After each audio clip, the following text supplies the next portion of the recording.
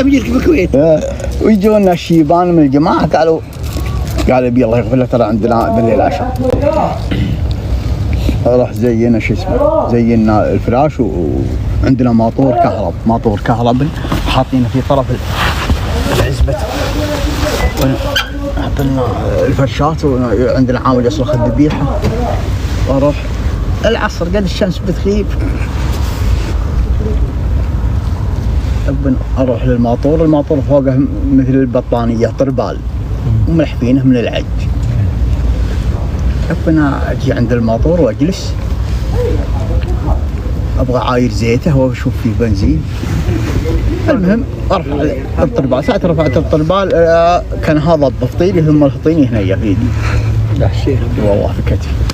المستشفى بيننا وبين حول شمال الكويت في العام 120 كيلو، حول 120. والشايب لو انت ما خلاني اروح عنده ضيفه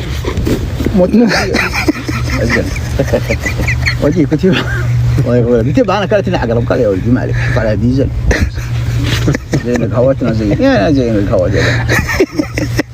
انت قصت الهرج. ها انا ما عداني عقب ذي يا ولد. بجيك بالكويت. ويجونا الشيبان من الجماعة